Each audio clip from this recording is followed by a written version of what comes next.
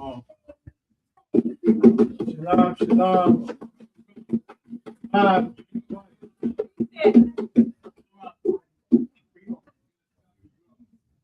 Everybody finding things. Just last start.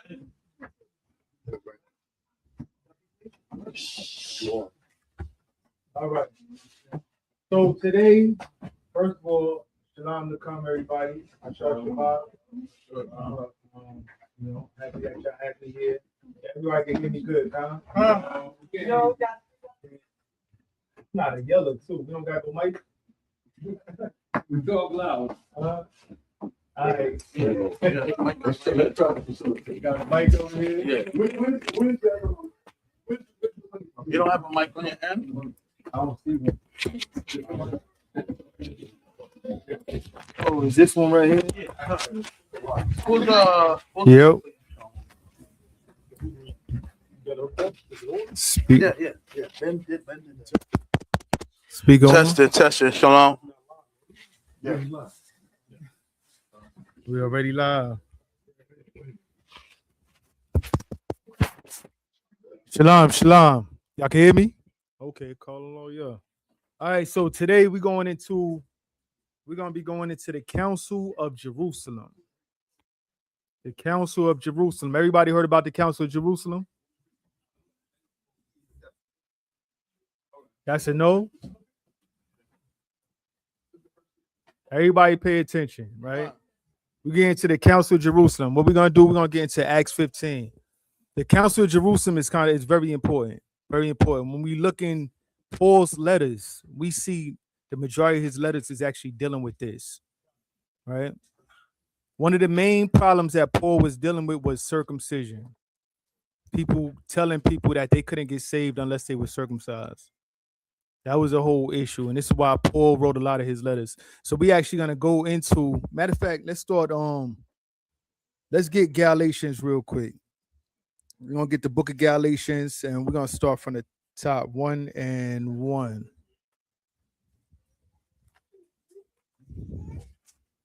Who gonna read for me? I'm about to read. Reading from book of Galatians, chapter 1, verse 1.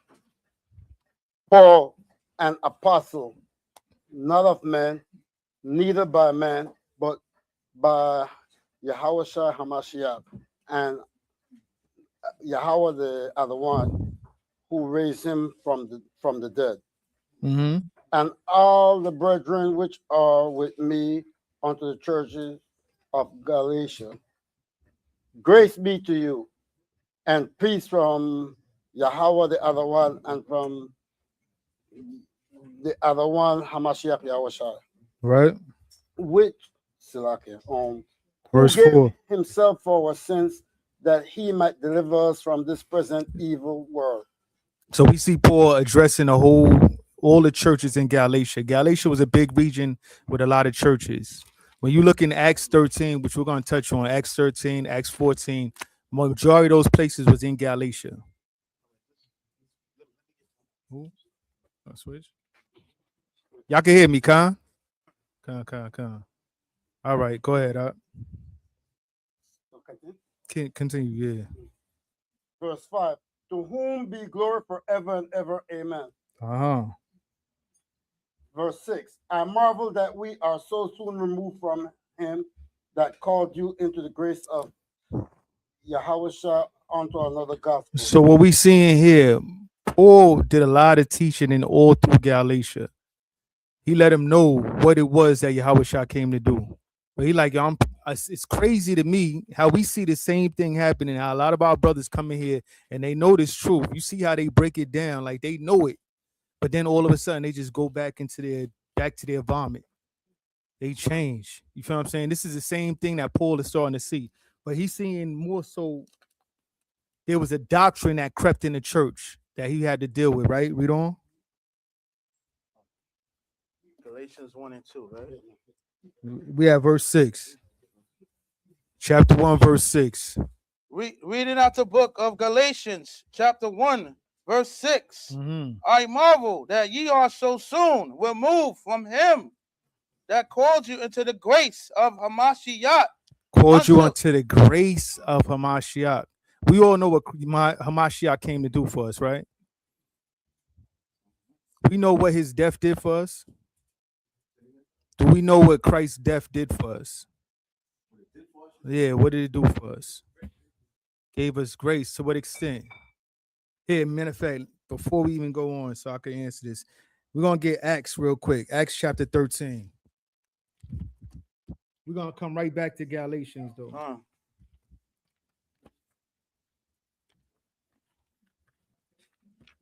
Acts chapter 13. And we're gonna start at verse we'll start at verse 38. Reading out the book of Acts, chapter 13, verse 38. Be it known unto you, therefore, men and brethren. This is Paul teaching right here. This is Paul teaching in Galatia. This was his message every time he went everywhere. This was his message, right? Read. That through this man is preached unto you the forgiveness of sins, The forgiveness of sins, right? Read on. and by him all that believe are justified from all things, from which ye could not be justified by the law of Moses. We all understand how powerful that is, God. right? Because is there any sacrifice for breaking the Sabbath day? La. There's no sacrifice for adultery. No sacrifice for idolatry. No sacrifice for if you wasn't circumcised the 8th day, because keep in mind that was the law. You feel what I'm saying? This is the main thing that Paul was dealing with. You got all these people that was growing up in Galatia, all these different places that wasn't in Israel, following these wicked ways of the heathen. In idolatry, they wasn't circumcised the 8th day. They grew up not keeping the Sabbath day. He had to let them know, like, this is why Yahushua died, to bring you back. You feel what I'm saying? It's making sense so far, everybody? Read that again, 39. And by him all that believe are justified from all things. We are justified from all things. How many of us came into this truth? We was adulterers, fornicators, idolaters. Feel what I'm saying? There is no sacrifice for that when it comes to the law. But Yahushua's death saved us from that and brought us back. This is the same. This is what Paul kept bringing to his churches. This is what he was, pounding in their heads, right? So let's go back to Galatians, and let's go real quick. We're gonna jump to Galatians chapter 3, and we're gonna start at verse 1. Reading out the book of Galatians, chapter 3, verse 1. Uh-huh. Oh, foolish Galatians, who have bewitched you? Who have bewitched you? Somebody came into the area, came into the churches and bewitched them, having them thinking that what they was doing was wrong. You gonna say something? Bewitched, that's what I'm saying. Yeah, they bewitched them, right? So let's keep on reading. Who have bewitched you that ye should not obey the truth, Mm-hmm. before whose eyes Hamashiach Yahushua had been evidently set forth. Evidently set forth, because he was going throughout Galatia for years, teaching the word. Evidently set forth. But these people lost it when one doctrine came in there, right? Read on. Have been evidently set forth, crucified among you. Uh-huh. This only what I learn of you. Receive ye the spirits by the work of the Lord. Have you received the spirits by the work of the law? Or what? Read on. Or by the hearing of faith. Or by the hearing of faith. We got to think about this. Have we received the spirit by the works of the law or by the hearing of faith? Did we start off in this truth, keeping the law? We heard this truth we entered by the faith. You feel what I'm saying? And then we came into the law, right? These people had heard it, came in through the faith, and wound up just putting their faith all in the law instead of the faith that they learned from. That's making sense. And we're going to get all that, right? We're going to drop that part. Let's go to Galatians 2. Because right now, from Galatians 1 to Galatians 2, Paul was basically breaking down his history and coming into this truth, right? Huh. Read Galatians 2. from the top. Reading out the book of Galatians, chapter 2, verse 1. Then, 14 years after I went up again to Jerusalem with Barnabas, and took Titus with me also, Uh-huh. and I went up by revelation and communicated unto them that the good news which I preach among the Gentiles. And we all know who these Gentiles are here. Right? Real quick, if somebody can pull up Galatia for me in the Jewish Encyclopedia. Babu Kashal. Y'all could Google that and we're gonna read that. Somebody grab Galatia and the Jewish Encyclopedia. And what else we'll grab? We could grab Hellenism also in the Jewish Encyclopedia. Right? So go back up and read that again. Verse 2. And I went up by revelation and communicated unto them that the good news which I preach among the Gentiles, but privately to them which were of reputation. Right? Going to the 12, right? Read. Lest by any means I should run or had run in vain. So Paul made sure that he went to the elders so that he know that he wasn't running in vain. Paul wasn't doing his own thing. A lot of Christians, I just had a conversation with a Christian the other day. They made it seem like Paul had all the revelations. He was just top of everything. Nobody knew nothing without Paul. Paul let it be known, like he made sure he ran to the elders to make sure he wasn't messing up. You feel what I'm saying? Read on. Somebody grab that for me. Anybody found it? You found it? Khan, you can read it for me.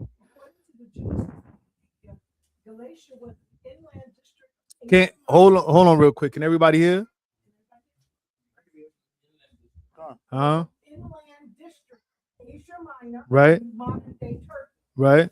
that became a Roman province in 25 BCE. Uh-huh. It was notable for having a Jewish population with evidence including an edict of Augustus in Antioch and Sarai. So they knew that there was a large when we look at the Jewish, when it says Jewish population, this is talking about the Israelites that actually kept the law and that was teaching the law, right?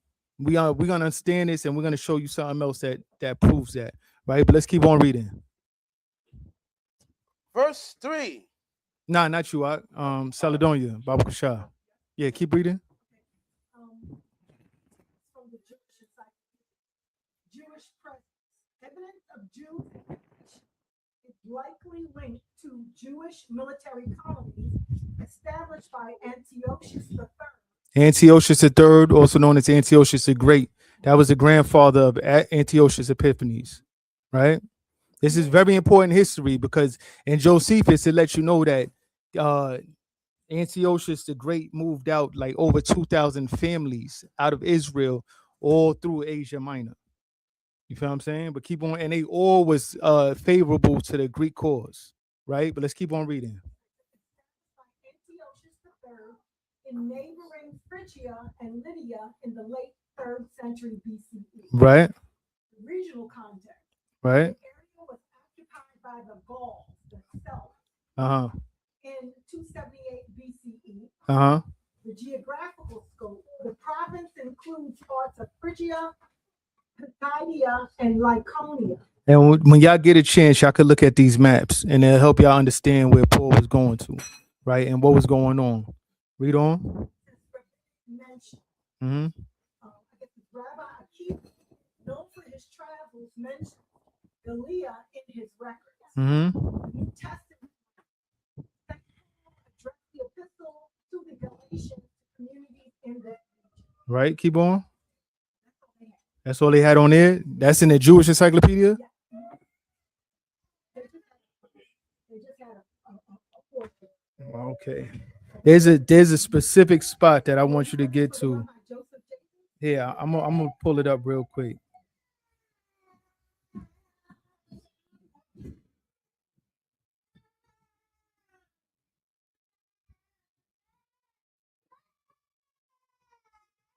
Wouldn't that say inland district, Asia Minor? Right. Start out with that. Yeah, it starts out with that. Um.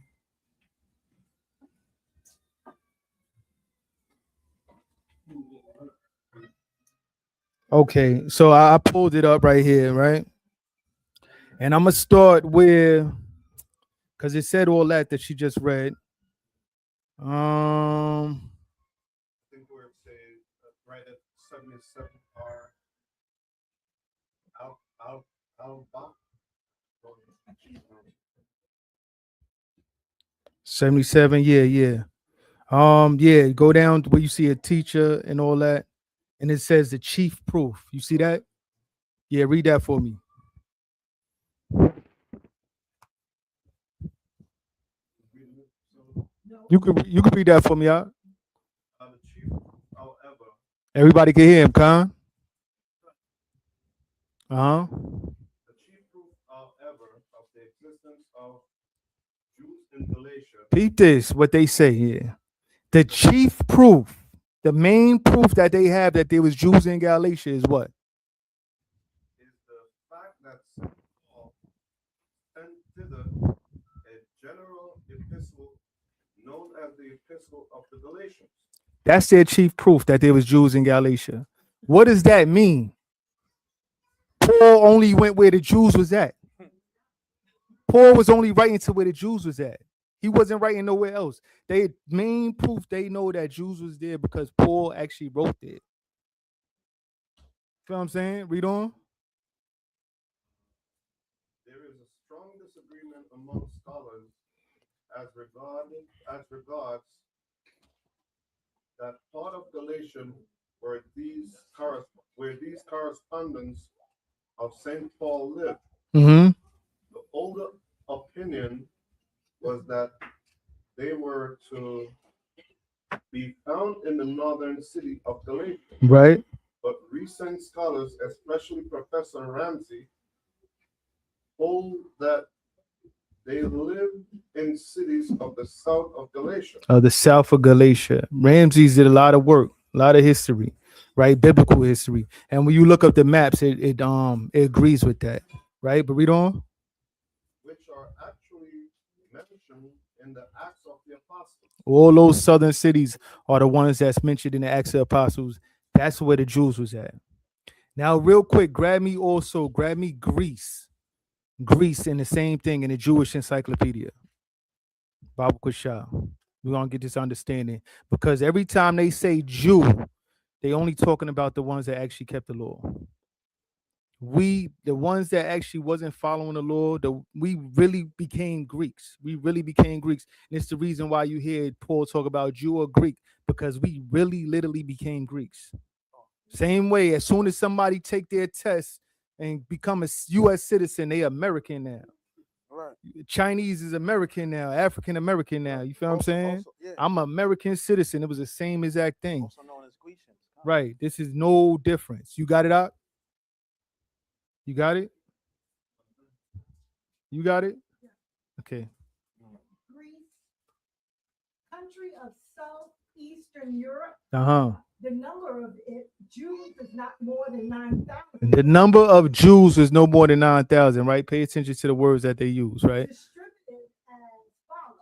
Uh-huh. Corfu 3,500. Uh-huh. Zante 175. Uh-huh. On the island of Yoruba, Uh-huh. or Negro Pond. Negro Pond. I always bring that out. Negro Pond, right? 200. Uh-huh. Wallow 1,100. Uh-huh. Larissa 2,500. Uh-huh. Tricana 1,000.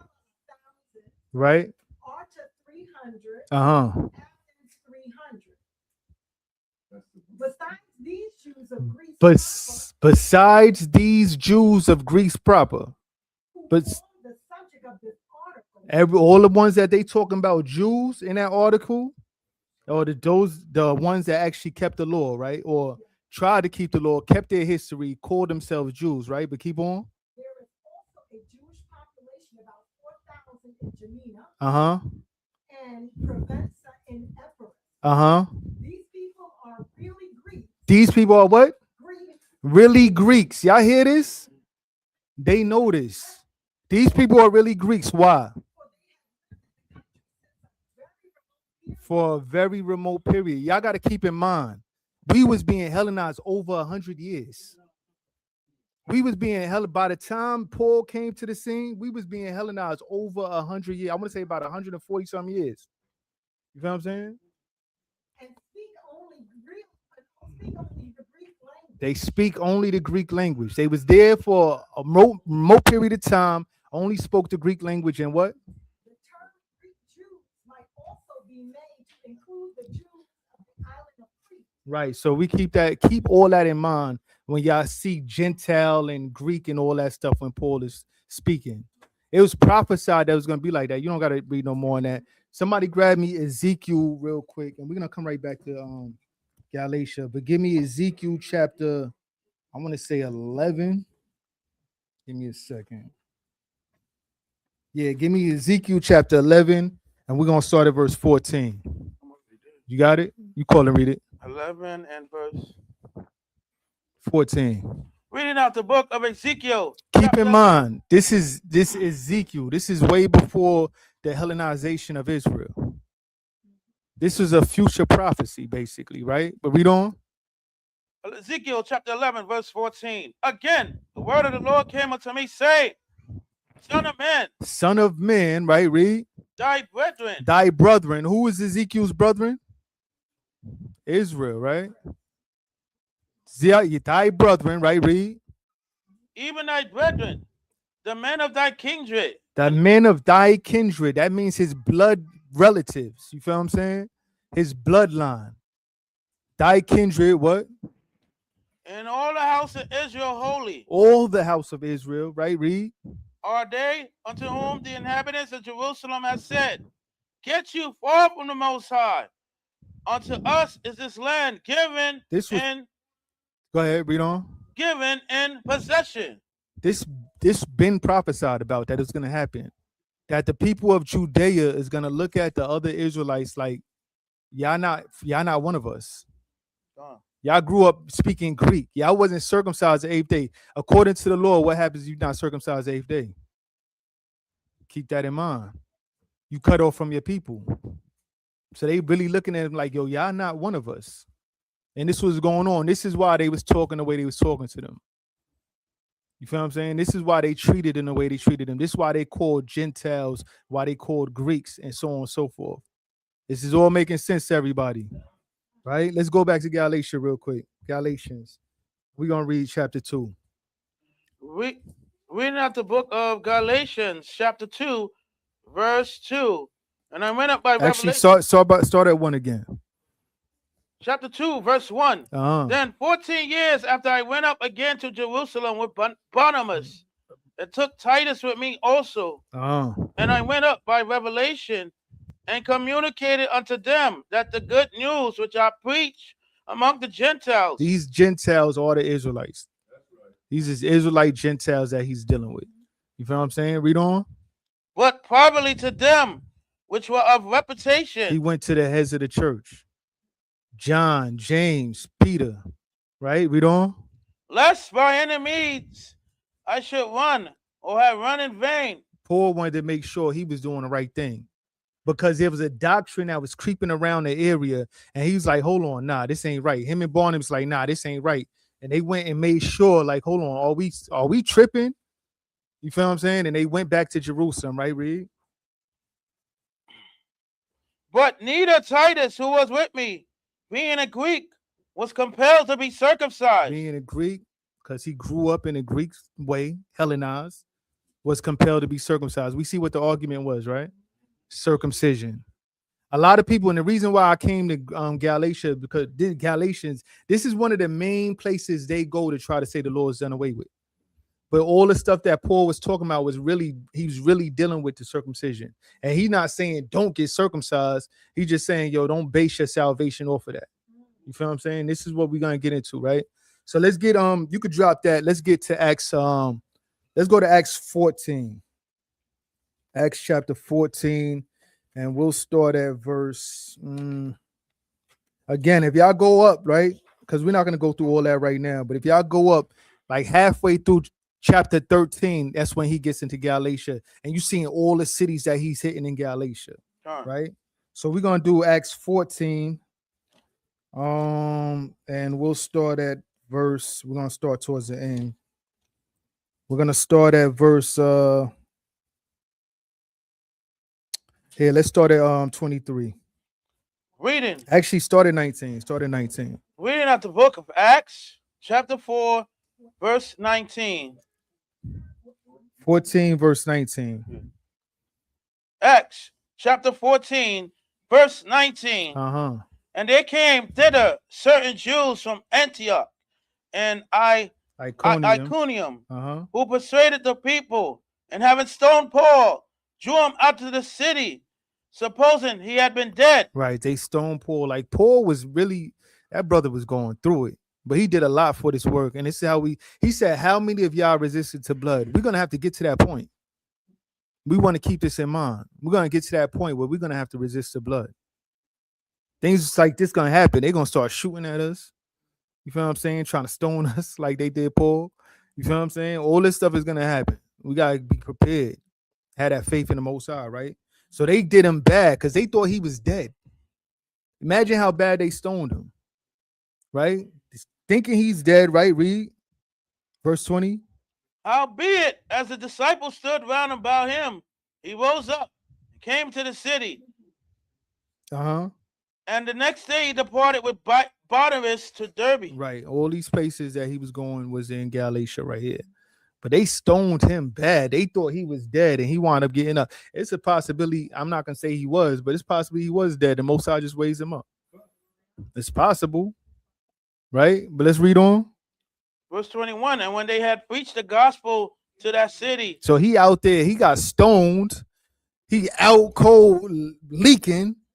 Then he get up and leave out and teaching already. Like nothing, that's not stopping nothing. This is how we got to be. A lot of people let cold stop them. They let colds, they let their family stop them from doing this work. We can't be like that. We got to make sure we put the kingdom first. Right? But read on. And had taught many.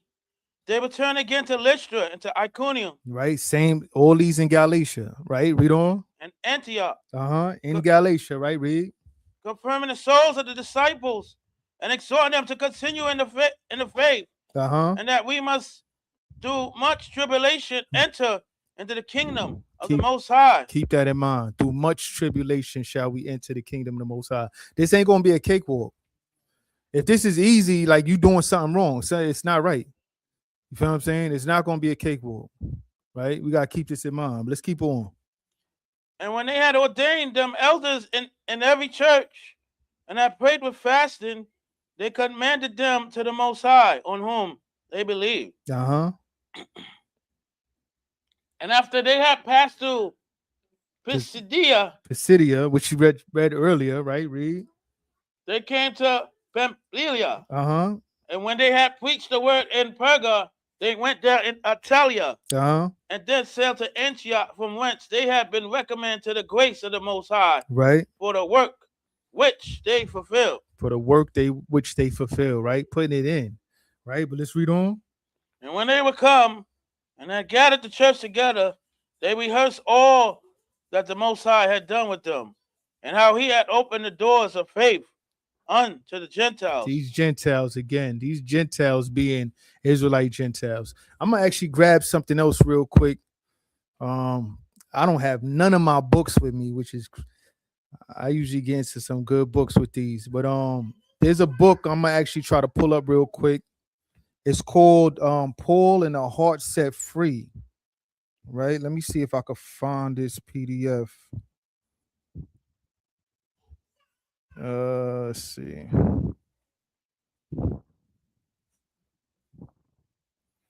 Paul, the apostle of F.F. Bruce, Paul, apostle of the heart set free. Yeah. Apostle of the heart set free, right? I'm going to go, I believe it's page either 42 or 46. I want. This is a real good book. It goes deep into the history of what was going on in all these places that Paul went to. A lot of witchcraft and so on and so forth. And they got a lot of a lot of eyewitnesses that speaks on these things, right? Yeah. This is from F.F. Bruce. It's a Paul, the apostle of the heart set free. F. Bruce, Paul of the apostle of the heart set free. And I'm gonna read real quick out of this is in here. It's not saying in here. Okay, yeah. So I'm in chapter 5, a Hebrew born of Hebrews, and I will be at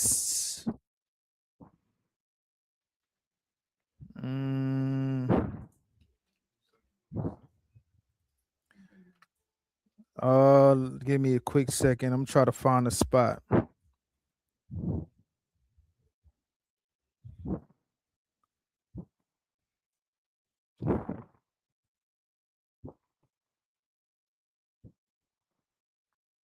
My fault, y'all.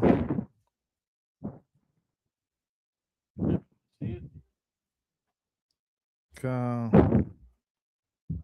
I'm looking, I believe it's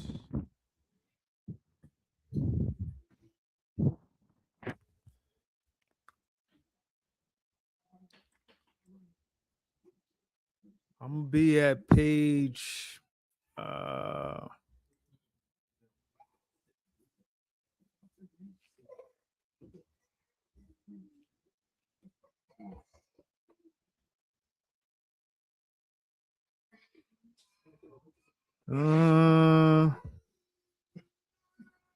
my fault, y'all. I'm trying to find the right spot. Huh? You said don't mess it up. I'm trying. Where is it at?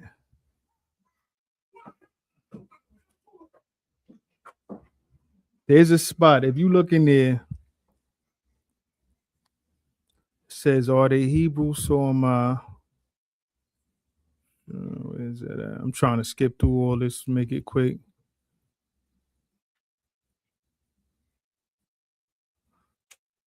All right, I'm having a little issue with finding it. If somebody could find it, go in there, go a page from chapter 5, and look where it says Hebrews, so am I, and it breaks it down. And when y'all get it, just let me know. We're gonna keep on going from here though. Right? So but you still reading though. Right? Go on. So anybody look through there and find it for me, Baba Gashah. Right. I was up to verse 22. Use that yeah. Verse 22. Reading out the book. Actually, no, you passed that. Yeah. Okay. All right. So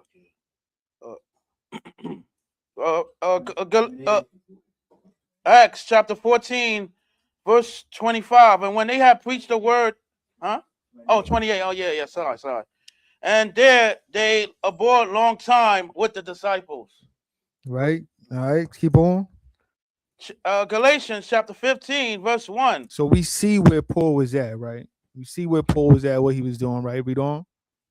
And certain men which came down from Judea. This is where the problems really start, right? Certain men came down from Judea and what? Taught the brethren and said, except you be circumcised after the manner of Moses, you cannot be saved. This is the problem. This is what Paul was dealing with.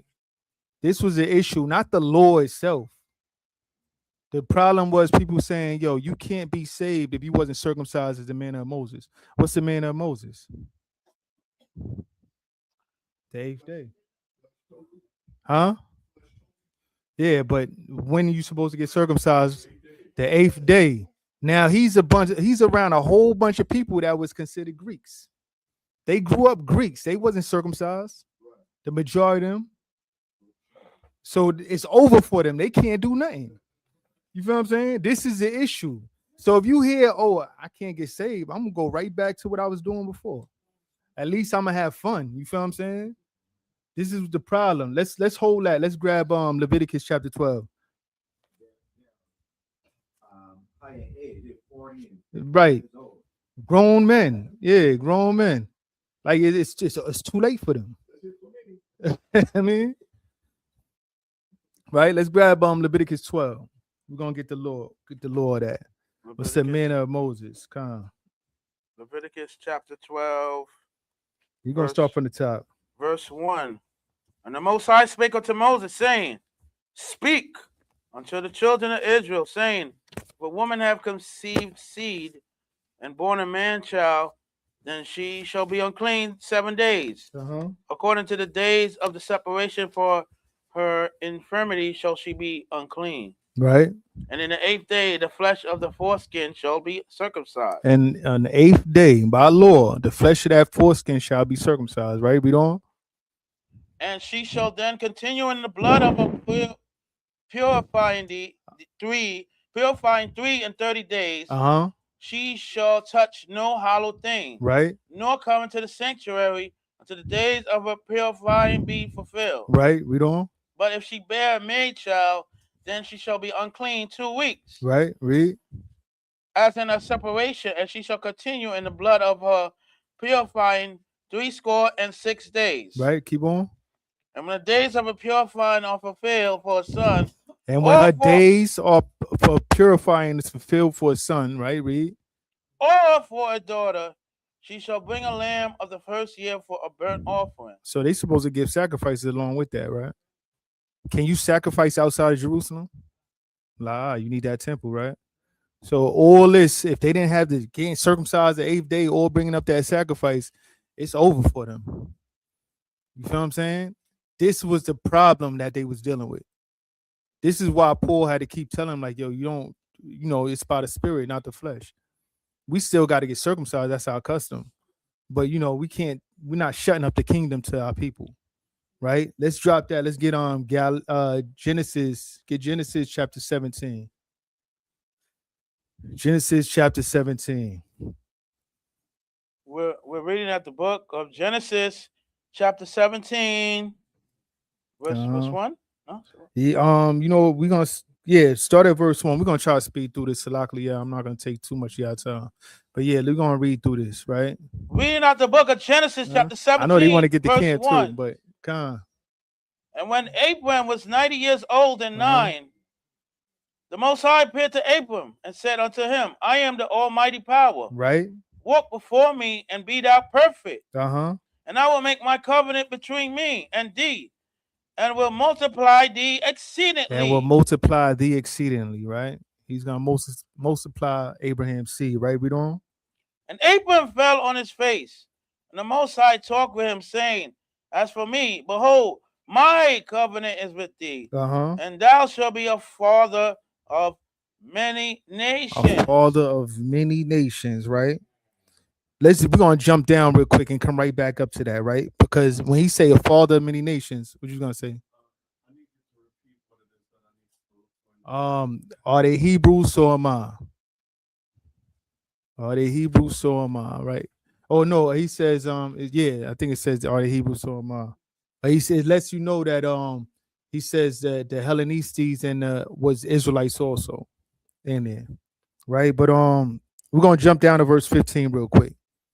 Reading out the book of Genesis. When he says he's a father of many nations, this is only talking about Israel. And we're gonna prove this right here in the same chapter. Genesis chapter 17, and we're gonna read verse 15 real quick. Genesis 15, chapter 16. 17, verse 15. Uh-huh. And the Most High said unto Abram, As of Sarah, thy wife, thou shalt not call her name Sarah, Uh-huh. but Sarah shall her name be. Right? And I will bless her and give thee a son also of her. I will bless her, and she shall be a mother of nations. How many children did Sarah have? One. We know Esau don't count.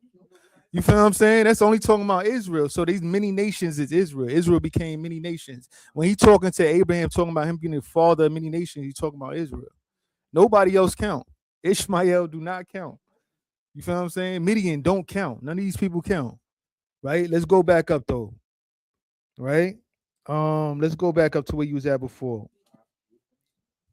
Did you read that up? Finish that verse up. And God said unto Abraham, As for Sarah, thy wife, thou shalt not call her name Sarah, but Sarah shall her name be. Uh-huh. And I will bless her and give thee a son also of her. Yea, I will bless her and she shall be a mother of nations. Uh-huh. Kings of people shall be of her. Kings of people shall be of her. Right? It's only talking about Israel. Israel is the only people that count in the Most High's eyes. Most High told Abraham, he said, grab your son, your only son. Ishmael was already older. He didn't give nothing about, you know what I mean? He ain't worth 2 cents. You feel what I'm saying? But let's go back up. Genesis chapter 17. And read go to verse 5. Genesis chapter 17, verse 5. Uh-huh. Neither shall thy name any more be called Abraham, Uh-huh. but thy name shall be called Abraham. For a father of many nations have I made thee. Right? And I will make thee exceeding fruitful, and I will make nations of thee, and kings shall come out of thee. Uh-huh. And I will establish my covenant between me and thee, and thy seed after thee in their generations, for an everlasting covenant, to be a power unto thee and to thy seed after thee. Right. To Abraham and his seed. What's up, Bob? Huh? What you got? The book of Psalms, chapter 89, verse 34. My covenant will I, the Most High, not break, Mm-hmm. nor alter the things which are gone out of my lips. Right. His covenant he would not break. He said he made this covenant with Abraham and his seed. Where everybody else coming at? How everybody else trying to get part of this? You feel what I'm saying? They all want to take what's ours, right? But let's keep on reading out. Verse 5, people will use verse 5 to say the seed. Yeah. Abraham had many sons. Yeah. A nation of people. I know that's why we jumped down. Let it be known, because Sarah didn't. But when you read Yeah, Sarah did it. You feel what I'm saying? Wow. But yeah, let's read on. Verse 8. And I will give unto thee and to thy seed after thee the land wherein thou art a stranger, Uh-huh. all the land of Canaan, for everlasting possession, and I will be their power. Right. And the power said unto Abraham, thou shalt keep my covenant, therefore, thou and thy seed after thee in their generations. Right. Read on. This is my covenant which ye shall keep between me and you and thy seed after thee. Every man child among you shall be circumcised. Every man child shall be circumcised. Right. Let's keep on reading. Verse 11. And ye shall circumcise the flesh of your foreskin, and it shall be a token of the covenant betwixt me and you. Uh-huh. And he that is 8 days old shall He that is 8 days old. That's the key. He that is 8 days old. He set this covenant up. Most High not breaking this covenant. He that is 8 days old shall what? And he that is 8 days old shall be circumcised among you. Uh-huh. Every man child in your generation, he that is born in the house or bought with money of any stranger, which is not of thy seed. Right. Read on. So we had our slaves had to be circumcised also, right? But read on. He that is born in thy house, and he that is bought with thy money must be circumcised. Must needs be circumcised. We have to do that. You want to say something? Uh-huh. Uh-huh. Yeah. That's going into the slaves though.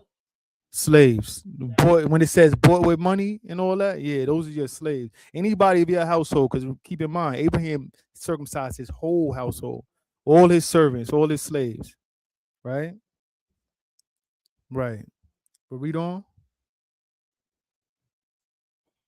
He that is born in thy house, and he that is bought with thy money must needs be circumcised, and my covenant shall be in your flesh for an everlasting covenant. Uh-huh. And the uncircumcised man child whose flesh of his foreskin is not circumcised, So those that's not circumcised the 8th day, what? that soul shall be cut off from his people. So can we really blame the people of Judea for treating the Israelites the way they did? Born outside? Knowing this, that's not our people. That's not Israel no more. You a Greek. You feel what I'm saying? This is what was going on though. But Yahweh Shah, his death brought us back. His death, his sacrifice was to cover those that the Lord didn't cover, the sins that the Lord didn't cover, and brought us back, right? That's why in Romans 11, he talk about he made us all sinful so that he could bring us all back together. Making sense? So let's get back to Galatians, right? Galatians 15. I mean Acts 15, Salaklia. Acts 15. And read verse 1 again. Reading out the book of Acts, chapter 15, verse 1. And certain men which came down from Judea taught the brethren, and said, except ye be circumcised after the manner of Moses, ye cannot be saved. So all these people, like, it's nothing we could do. It's over for us. We might as well go back to worshiping whoever we was worshiping, going to those temple harlots and so on and so forth, right? Oh. Go back to the Greek way of life, right? But read on. When therefore Paul and Barnabas had no small dissension and disputation with them, they determined that Paul and Barnabas and certain others of them should go up to Jerusalem unto the apostles and elders about this question. And this is exactly what they did. What we read in Galatians 2, they made sure that their run wasn't in vain. They went back to the elders and make sure they was doing the right thing. Like, hold on, this don't sound right. Right? Let's read on. And being brought on their way by the church. And being brought on the way by the church. When we go right here, what we're reading about is called the Council of Jerusalem. This was around between 48 BC and 48 BC and 50 BC. Right? This was a very important council. Because this is why a lot of Paul's letters went out. Part of it. Right? Let's read on. And being brought on their way by the church, they passed through Phoenicia and Samaria, declaring the conversion of the Gentiles. And they caused great joy unto all the brethren. Right? Caused great joy unto all the brethren. When they see Israelites coming back, they don't care about the other nations. You see, they had a hard time caring about their own people. So how are they going to be joyful about the other nations? That don't even make sense. Right? But let's read on. And when they were come to Jerusalem, they were received of the church and of the apostles and elders. And they declared all things that the Most High had done with them. Right? But they rose up certain of the sect of the Pharisees which believed, saying that it was needful to circumcise them and to command them to keep the law of Moses. Yeah, so it was important for them to get circumcised. They was basically pushing them right away. So these Pharisees right here wasn't saying, oh, they couldn't be saved because they wasn't circumcised the 8th day, but they got to get circumcised right now. Say that again. 48 BC and 50 BC. Yes. Right? I mean, 40 AD, my fault. 48 AD and 50 AD, my fault. Right? But yeah, keep on reading. And the apostles and elders came together to consider of this matter. And when they had been much disputing, Peter rose up and said unto them, men and brethren, ye know how that a good while ago the Most High made choice among us, that the Gentiles by my mouth should hear the word of the good news and believe. Then he's talking about what he did with Cornelius, right? Let's read on. And when the Most High, which knoweth the hearts, bear them witness, giving them the Holy Spirit, even as he did unto us. Right. And put no difference between us and them. Right. There's no difference between our brothers that grew up in a Gentile way of life and us. This is what he's saying. Right. Read on. And put no difference between us and them, purifying their heart by faith. Now, therefore, why tempt ye the Most High to put a yoke upon the neck of the disciples, which neither our fathers nor we were able to bear? Now, this is one of those places the Christians like to go to say that the law is done away with, like the laws of the yoke. So what does this actually mean? I want somebody to answer this. What does this actually mean? What it says right here, right? He says, verse 10, Now, therefore, why tempt ye God to put a yoke upon the neck of the disciples, which neither our fathers nor we were able to bear? What does that mean? Y'all got to keep in mind the conversation. Huh? The yoke is not the law.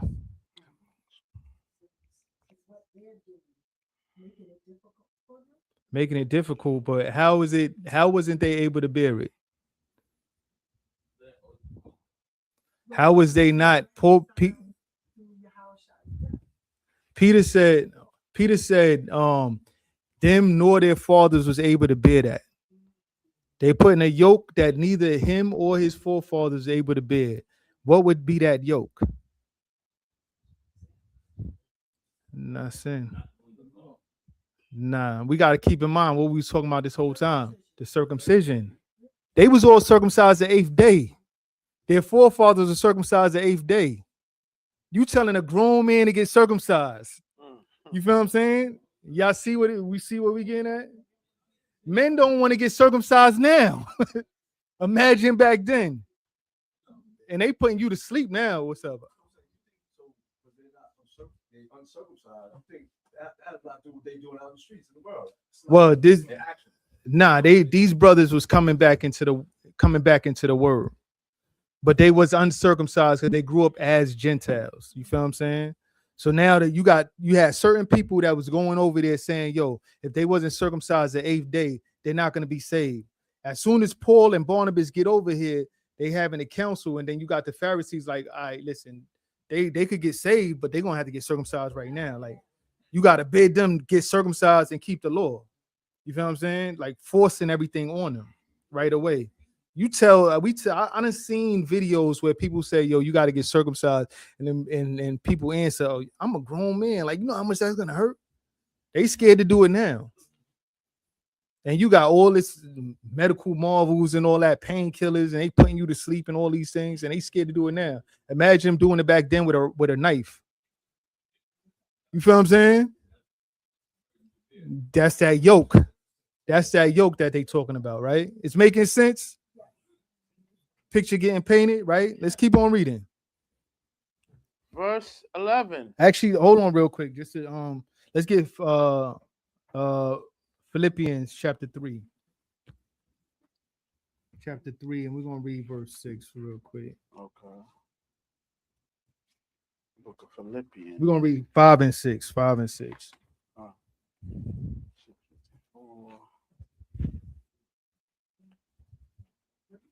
Philippians. Yeah, Philippians chapter 3, verse 5 and 6. Reading out the book of Philippians, chapter 3, starting at verse 5. Circumcised the 8th day. This is Paul speaking. He don't know nothing about getting circumcised as a grown man. Circumcised the 8th day, right? Read. Of the stock of Israel. Of the stock of Israel, Of the tribe of Benjamin. Uh-huh. And Hebrew of the Hebrews. Uh-huh. As touching the law, a Pharisee. As touching the law of Pharisee, right? Read on. Concerning zeal, persecuting the church.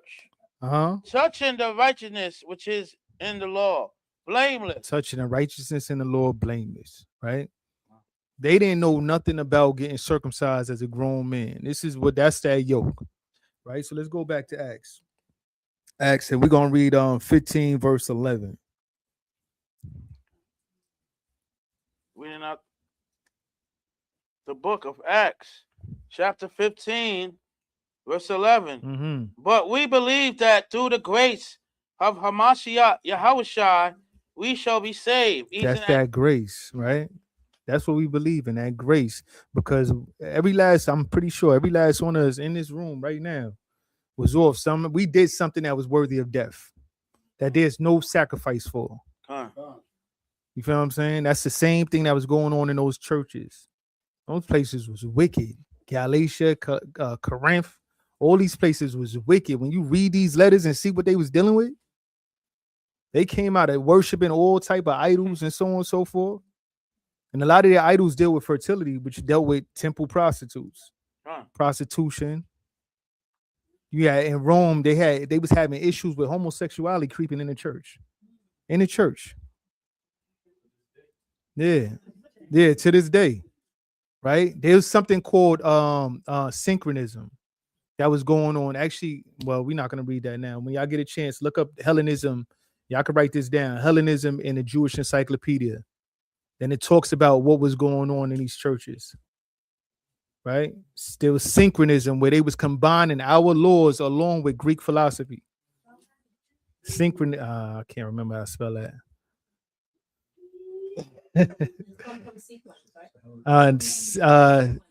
Is it sequence? Synchronism, yeah. But yeah, and it talks about how they was combining everything. Even when you look at the history, like for instance, with the Sadducees, right?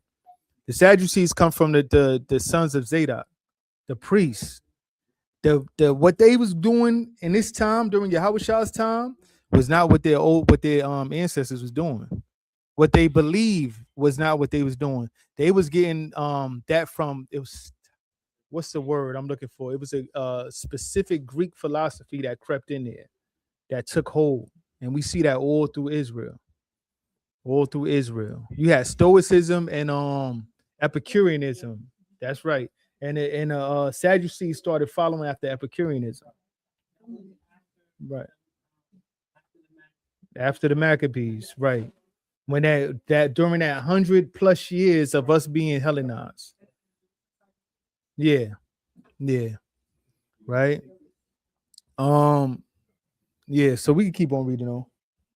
We shall be saved even as they. Actually, I was saying look up Hellenism in the Jewish Encyclopedia.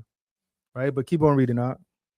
Verse 12. Then all the multitude kept silence Uh-huh. and gave audience to Barnabas and Paul, declaring what miracles and wonder the Most High had wrought among the Gentiles. So they like, all right, let's see what's going on. If they really dealing with them, right? Let us know what's going on over there. Read on. By them. And after they had held a peace, James answered, saying, Men and brethren, hearken unto me. Simeon had declared how the Most High at the first did visit the Gentiles to take out of them a people for his name. And to this agree the words of the prophets, as it is written, After this I will return and will build again the tabernacle of David, which is fallen down, and I will build again the ruins thereof, and I will set it up. Everybody know what he's quoting right here? Huh? Say that again? Yeah, but what scripture is he quoting right here? Yeah,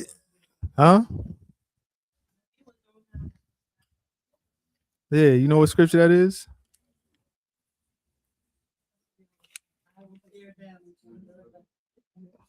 Nah, well, he's quoting Amos chapter 9. He's quoting Amos chapter 9, but what he's quoting actually, and it shows too that the Greek Septuagint was getting circulating around in Palestine at the time, because he quoted it from the Greek Septuagint. Right, the Dead Sea Scrolls, the Masoretic text, and the Sumerian Pentateuch don't say that. Right, it don't say that in there. It says it differently. Right, Amos 9 and 8. Amos 9, verse 12, 11 and 12, real quick.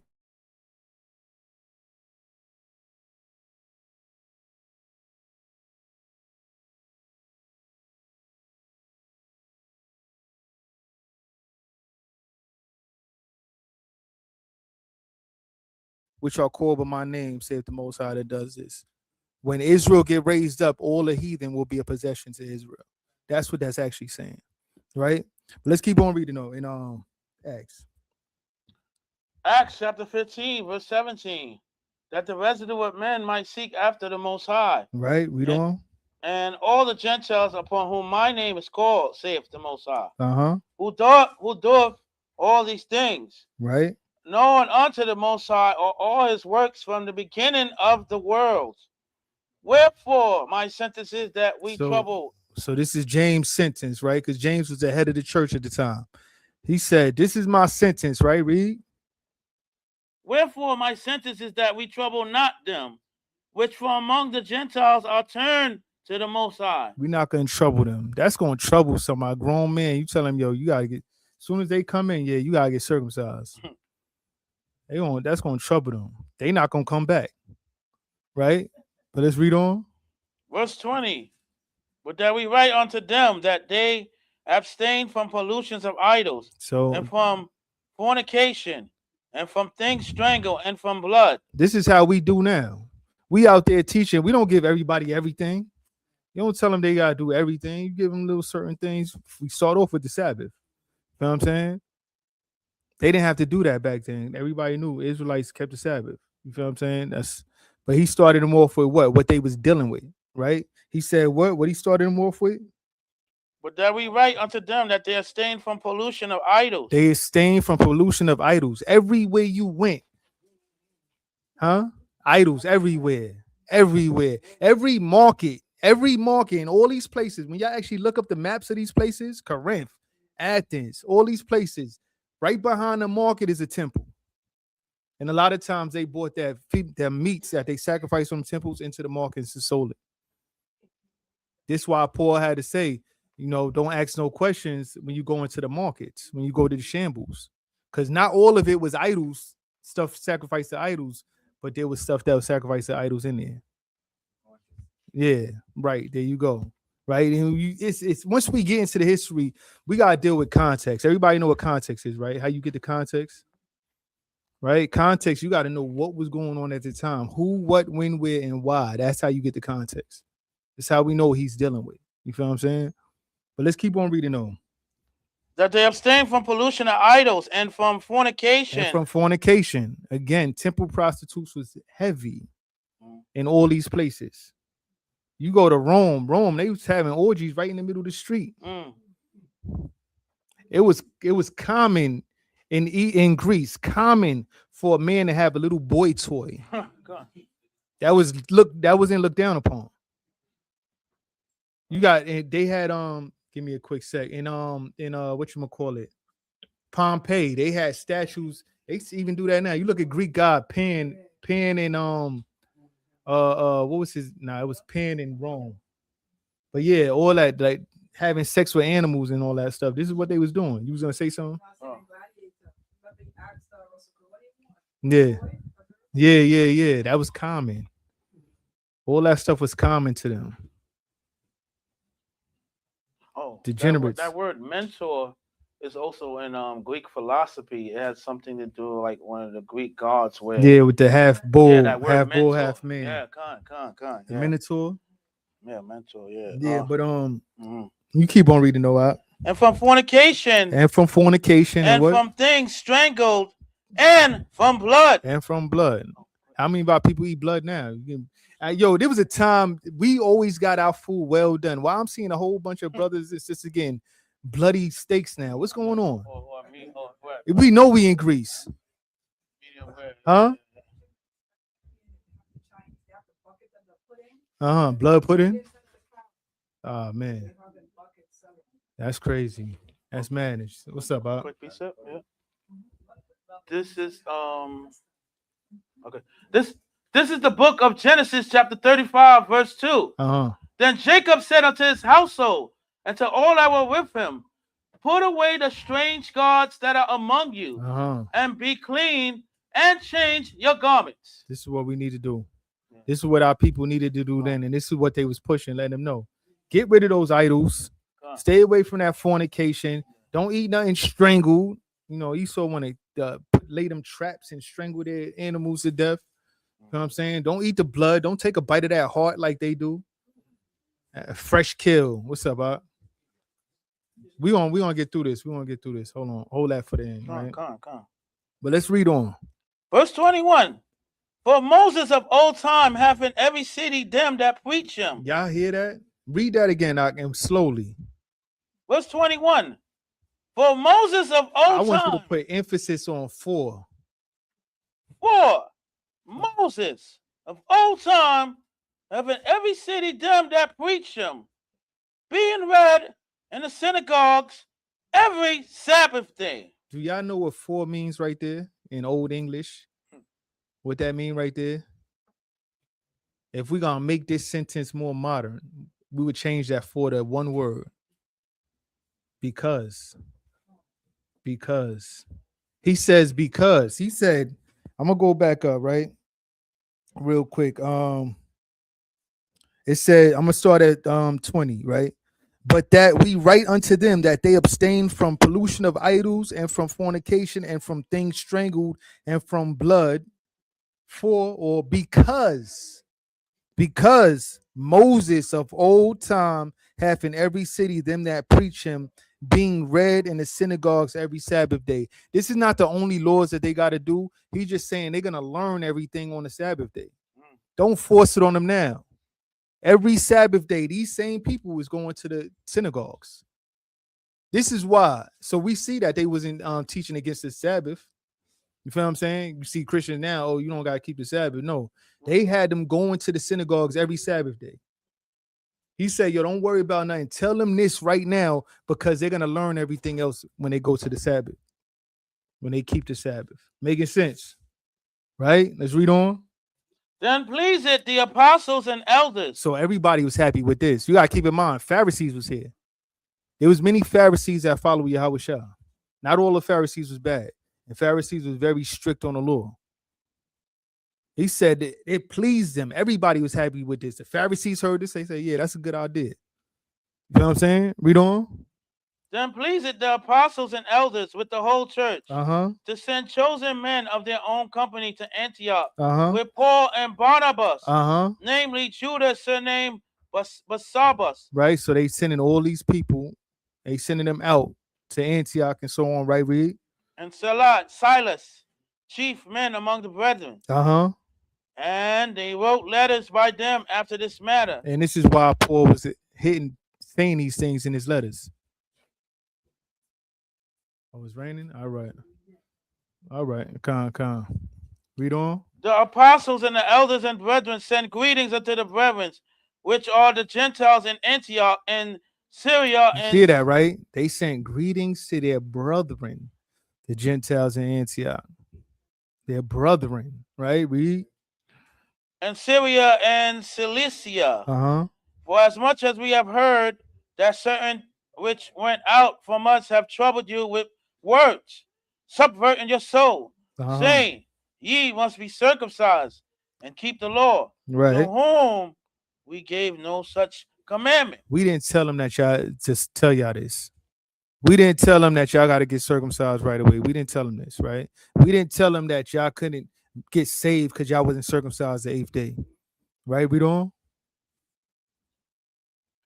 It seemed good unto us, being assembled with one accord, Uh-huh. to send chosen men unto you with our beloved Barnabas and Paul, Right?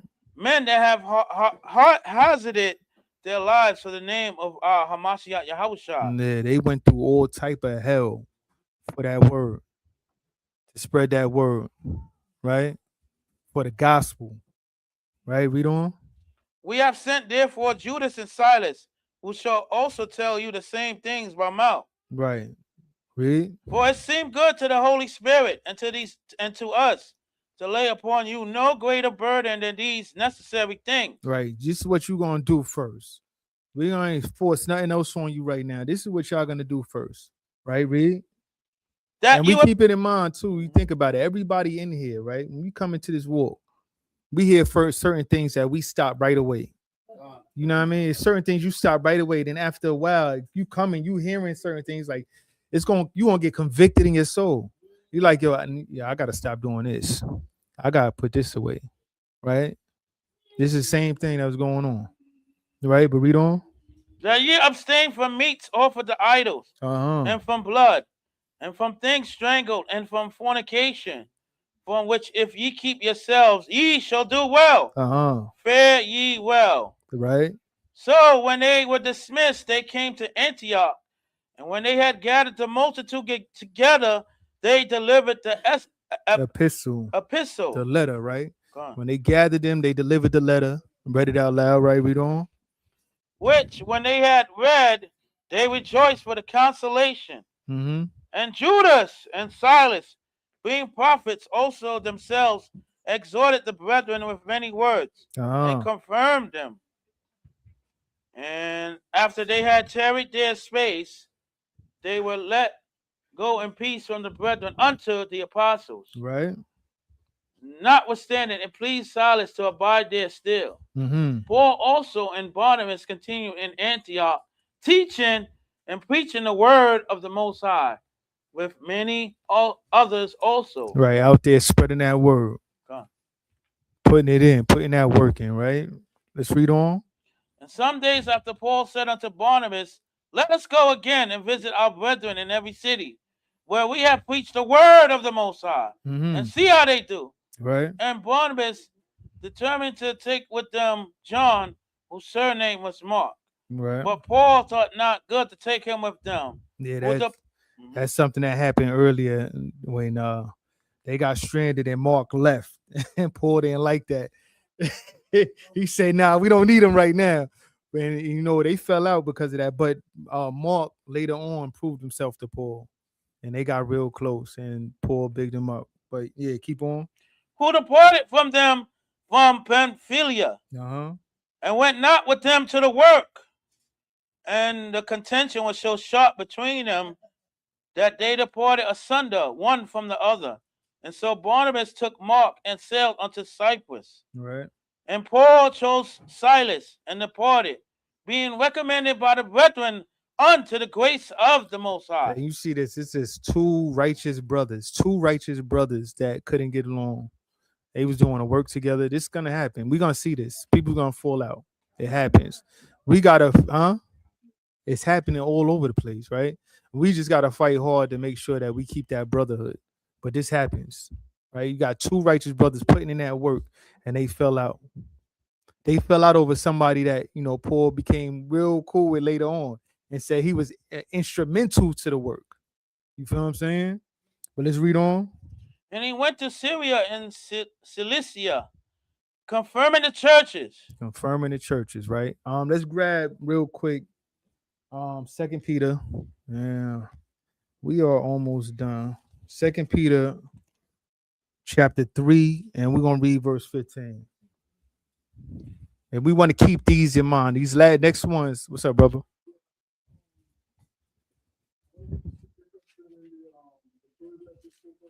Uh-huh. Right.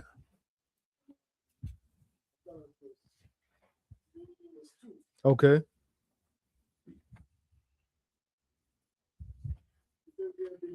Speak louder for us, brother. Behold, I Paul say unto you, that if you be circumcised, Yahweh shall profit you nothing. Mm. For I testify again to every man that is circumcised, that he is a debtor to the whole law. Right. So he was saying, like, if you get circumcised, now you have obligation to the whole law. Here's the thing. It's how they put in their faith on the circumcision. That's what it is. It's not that if you actually right. And this is what was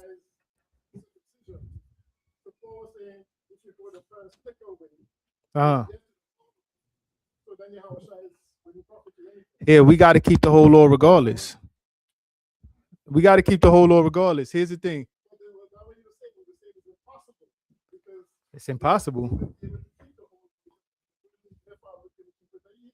Nah, that's because they wasn't circumcised the 8th day. That's what that was getting into. Here's the thing. We're gonna read a couple of things real quick and get clear understanding on what Paul was saying. Because we gotta keep all the laws that's given to us. We have to. The Most High gave it to us. He meant for us to do it. He said, do this throughout your generations. That never changed. The thing is how they was looking at the circumcision and putting all their faith in the circumcision over Yahweh Shah. That was the problem with it. Let's read these real quick. Let's read that what I just had you get. 2 Peter chapter 3, verse 15. Uh-huh. An account that the long suffering of our Lord is salvation, even as beloved brother Paul also, according to the wisdom given unto him, have written unto you. Right. His wisdom given unto you, right? Read. Verse 16, as also in all his epistles, As in all his epistles, because we see through all his epistles, he's talking about these same things, right? Read on. speaking in them of these things, in which are some things hard to be understood. People misunderstood Paul, and they was even doing that back then. We see that because what was the reason why he got locked up? Everybody know why he got locked up? Nah, he didn't get locked up for persecuting the church. He got locked up for, they say he got locked up for teaching against the law and circumcision. But what does Paul say? We're going to read that. Because he says they can't prove that. You feel what I'm saying? Read on. Speaking in them of these things, in which are some things hard to be understood. Some things that he wrote was hard to be understood. Paul was hard to be understood. Keep in mind, he's writing to a bunch of people that deal with Greek philosophy. He's trying to philosophize with them. You feel what I'm saying? And got a lot of people mixed up. Keep speaking these things are some things hard to be understood. That what? Which are some things hard to be understood, Uh-huh. which they are unlearned and unstable rest, as they do also the other scriptures. What would be the other scriptures? There was no New Testament at this time. They wrestling with the Old Testament. They wrestling with the law. They wrestling with the prophecies. So how Paul wrote confused the heck out of people. You feel what I'm saying? But what does Paul say? Let's get Paul's own words. We want to get Paul's own words. What you got? Romans 7, verse 1. Okay. Know ye not, brethren, for I speak unto them who know the law, Mm-hmm. how that the law hath dominion over man as long as he liveth. Right. The Lord has dominion over men as long as he lives. But we got to keep in mind, Yahweh Shah. We got to understand who our Savior was. We're not saved by the law. We're saved by Yahweh Shah. But while we seeking to be justified, this is Galatians 2:16. Let's grab that real quick, actually. Galatians 2:16.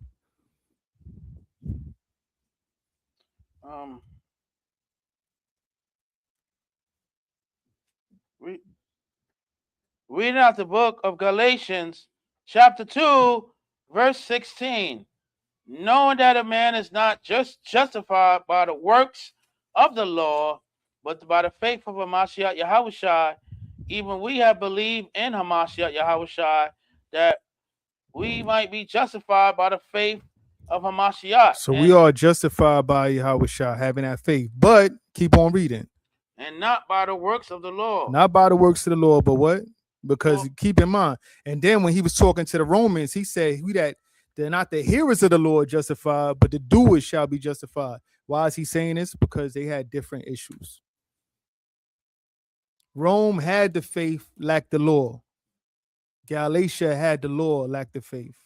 That's the issue, right? He wasn't how you say it, contradict himself, right? Let's read on though. Keep on reading. For by the works of the law shall no flesh be justified. By the works of the Lord shall no flesh be justified. But read. But if while we seek to be justified while we seek to be justified, while we're seeking to be justified by the blood of Christ, what? To be justified by Hamashiach, we ourselves also are found sinners. While we're trying to seek to be justified by Christ and we're found sinners, what? Is therefore Hamashiach the minister of sin? We're making Christ the minister of sin. The power forbid. God forbid. We're making Christ the minister of sin by doing that. We can't be found sinners while we seek to be justified by Christ. It's making sense. And what is sin? Everybody know what sin is. You know what I mean? Transgression of the law. Let's get Acts chapter 26. Get some more of Paul's words. Acts chapter 26, verse 22. Acts. The book of Acts, chapter 26, verse 22. Having therefore obtained the help of the Most High, I continue on today, witnessing both the small and great, saying none other things. Paul said nothing different than what the Old Testament said. Nothing different than what the Lord said, what the prophet said. Nothing different. They try to make it seem like he has this old different mystery and they didn't understand. He said, I ain't say nothing different than what the prophet said. None other things, right? Read on. Saying none other things than those which the prophet and Moses did say should come. Nothing different, right? Let's get Acts 24. 24. We're gonna start at verse we'll start at verse 10. Reading out the book of Acts, chapter 24, verse 10. Then Paul, after that, the governor had beckoned unto him to speak, answered, For as much as I know that thou hast been of many years a judge unto this nation, I do the more cheerfully answer for myself. So he got caught. They caught him. They said, actually, you know what? Let's start up. Let's go back real quick to see what they was accusing him of, right? Let's go back to Acts chapter 21. And then we're gonna go back to 24. We're gonna read 21 first. Get the full understanding of what was going on at this time. We're gonna get 21 chapter 21, verse 18. Reading out the book of Acts, chapter 21, verse 18. And the day following, Paul went in with us unto James, and all the elders were present. Right. And when he had saluted them, he declared particularly what things the Most High had wrought among the Gentiles by his ministry. Keep this in mind too. He said, what things have wrought amongst the Gentiles, right, by his ministry, right? Read on. And when they heard it, they glorified the Most High and said unto him, Thou seest, brother. Y'all see its brother. How many what? Thou seest, brother. How many thousands of Jews? How many thousands of what? How many thousands of Jews? How many thousands of Jews there are which believe, and they are all zealous of the law. Which believe and all zealous of the law. Y'all see what that means right there, right? He came and said what happened amongst the Gentiles, and they get happy and said, you see how many thousands of Jews? So these Gentiles is who? Jews. See how many thousands of Jews which believe in Yahweh Shah and are all zealous of the law. All zealous, they want to keep the law, right? Read on. And they are informed of thee that thou teachest all the Jews which are among the Gentiles to forsake Moses. This is what they've been told. This is what they think Paul is teaching. To forsake Moses. Right? Read. Saying that they ought not to circumcise their children. Saying that they ought not to circumcise their children. This is what they're being told. They think that Paul is saying, don't circumcise your children. Right? So what happens? Neither to walk after their customs. Right. Verse 22. What is it therefore? The multitude must needs come together. For so James is saying, yo, we're gonna have to fix this, right? Read. For they will hear that thou art come. They're gonna know you here, right? Read. Do therefore this. He didn't even ask him, yo, is this true? Is this true? What is this? What does this say hearing? He didn't ask this. What he said, do this, what? Do therefore this that we say to thee. Uh-huh. We have 4 men which have vow on them. We know what vow this is. This goes into the Nazarite vow. And when you read Acts chapter 18, you see that Paul had one also. Paul had a Nazarite vow showing that he kept the law, because Nazarite vow, you only find that in the law. Right? Numbers chapter 6. Right? But read on. Take them and purify thyself with them. When you done with your Nazarite vow, you had to give up sacrifices. This is after Christ died. Keep in mind. James and the elders were telling Paul, yo, go take these men, because the temple was still standing, and give up sacrifices. So was we still sacrificing after Christ died? Yes.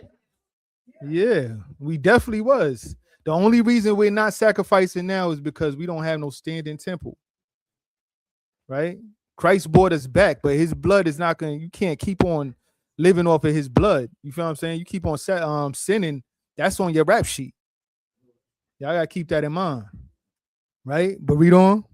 Take them and purify thyself with them, and be at charges with them. So he said, take them, go to the temple and purify yourselves. How you purify yourself? After the Nazarite vow, you give up sacrifice. Take them. He said, yo, pay for their sacrifices. We still had laws that we had to keep. You still had sacrifices for like this, the Nazarite vow, the Hebrew, the Sabbath days, so on and so forth. We had sacrifices just for the regular days. But Yahweh Shah's blood was to cover us for all our sins. But it lets you know in the scriptures of sins past. You feel what I'm saying? Those that willfully sin, his blood don't cover you. You feel what I'm saying? Right? But read on. Take them and purify thyself with them, Uh-huh. and be at charges with them, Right? that they may shave their heads. That they may shave their heads, right? After you was done with that Nazarite vow, you couldn't put a razor to your head or to your face. When it's over, you had to shave your head, right? And give up them sacrifices, right? Purify yourself, right? Read on.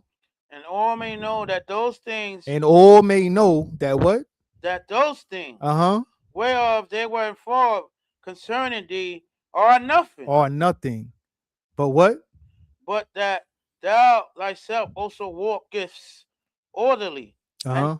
and keepeth the law. So showing what? Paul wasn't teaching against the circumcision. Paul wasn't teaching against the law. Right. They just misunderstood what he was saying.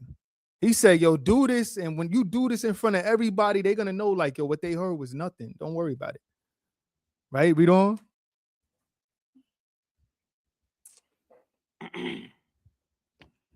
Where was up to 25, Salaki. As touching the Gentiles which believe, we have written and concluded that they observe no such thing, save only that they keep themselves from things offered to idols, and from blood, and from strangle, and from fornication. The same thing they told them in Acts 15 of the Council of Jerusalem. He reiterating the same thing. All those brothers that's new to this is what we tell them to do. But you yourself, we know that you walk orderly and you keep the law and you're not teaching against it. Right? Read on. Verse 26, then Paul took the men, and the Hey, next day, If Paul was a real righteous man, right? Really stand by what he believed. If he was teaching that, why would he even take these men to do that? Like, what are you talking about? Sacrifice? Yahweh Shah was the only sacrifice. Why would he take them? You feel what I'm saying? Like, James, you bugging now. We not doing that. But he took these men to the temple, right? Read on. then Paul took the men, and the next day purified himself with them, entered into the temple to signify the accomplishment of the days of purification. Right. He took them to the temple to signify the accomplishment of that vow. Right. Read on. Until that an offering shall be offered for every one of them. Right. Read on. And when the 7 days were almost You've ended, seen that, right? An offering to be offered up for every one of them. That's a sacrifice. Right. Read on. the Jews which were of Asia, when they saw him in the temple, stirred up all the people and laid hands on him, crying out, "Men of Israel, help! This is the man that teacheth all men everywhere against the people and the law. And this place, and further brought Greeks also to the temple, and have polluted this holy place." Right. So they saying, oh, this man is teaching against the law. We seen what James said earlier. They heard that you teaching against circumcision, so on and so forth, which is part of the law.